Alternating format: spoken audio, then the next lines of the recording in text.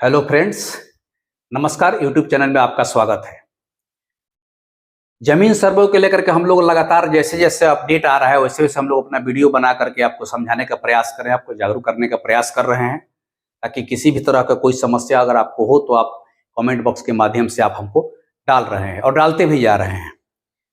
इसी क्रम में बहुत लोगों ने बहुत तरह का सवाल किया है और मैं प्रयास करता हूँ कि जो छोटे छोटे सवाल है उसको कमेंट बॉक्स के माध्यम से ही दे दे, क्योंकि वीडियो बनाने में उतना टाइम नहीं मिल पाता है।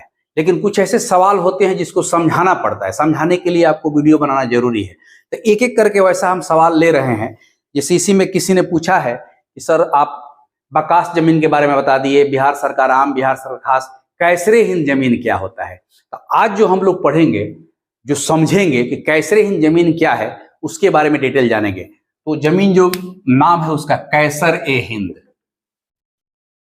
कैसर ऐसे लिखाता है, ए हिंद, यह भी एक जमीन का प्रकार है। जैसे हम लोग पढ़ते हैं बकास जमीन, बिहार सरकार, गैर मेजरुआ आम, गैर मेजरुआ खास, इस तरह का जमीन पढ़ते हैं ना, उसी तरह से एक जमीन का भी प्रकार है कैसर ए हिंद। तो सबसे पहले ये जानिए कि कैसर ए हिंद का मतलब क्या होता है। अगर शाब्दिक अर्थ की बात करें तो कैसर ए हिंद का मतलब होता है भारत का सम्राट। इसका शाब्दिक अर्थ हुआ भारत का सम्राट। अंग्रेजी हुकूमत में कैसर ए हिंद एक उपाधि भी थी। अंग्रेजों के द्वारा यह एक उपाधि बनाया गया था जो हमारे देश के लोगों को भी दिया जा रहा था समय समय पर। जैसे महात्मा गांधी को भी कैसर ए हिंद की उपाधि दी गई थी, जो इन्होंने बाद में लौटा दिया था। तो कैसर ए हिंद, चूंकि हम लोग जमीन के बारे में पढ़ रहे हैं तो जमीन के बारे में हम लोग जानेंगे कैसर ए हिंद जमीन किस प्रकार का होता है।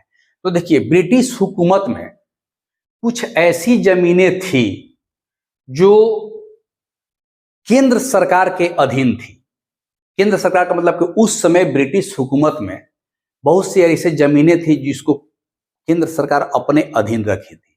तो जब हमारा देश आजाद हुआ तो आजाद होने के बाद उस तरह की जितने भी जमीनें थी जो ब्रिटिश गवर्नमेंट के तहत केंद्र सरकार में निहित थी, वह भारत सरकार के केंद्र सरकार में निहित हो गई। तो माने एक तरह से समझिए कि यह सीधा सीधी मोटा मोटी समझिए कि केंद्र सरकार की भूमि है, यानी कि यह केंद्र सरकार की भूमि है। कैसर ए हिंद का पहला लाइन नहीं हुआ कि यह केंद्र सरकार की भूमि है। ब्रिटिश शासन में इसका उपयोग कहाँ होता था, तो वह मुख्य रूप से जो उसकी अधीन भूमि थी, तो मैक्सिमम जहां देखिएगा आप लोग कहीं चर्च वगैरह बन गया, सार्वजनिक जगह बनाना रहता था भारत सरकार को, ब्रिटिश गवर्नमेंट को, तो वहीं पर इस तरह के जमीन का प्रयोग लोग किया करते थे। या भारत सरकार में जब यह निहित हो गई, यानी कि जो केंद्र सरकार की जमीन अब भारत सरकार के केंद्रीय सरकार में निहित हो गई, तो आज के डेट में जितना भी किसी भी स्टेट में जो कैसरे हिंद का जमीन है, वह मुख्य रूप से माने 100% नहीं, लेकिन मुख्य रूप से इसको जान लेना है कि मुख्य रूप से रक्षा मंत्रालय, मुख्य रूप से यह जमीन रक्षा मंत्रालय के अधीन होता है।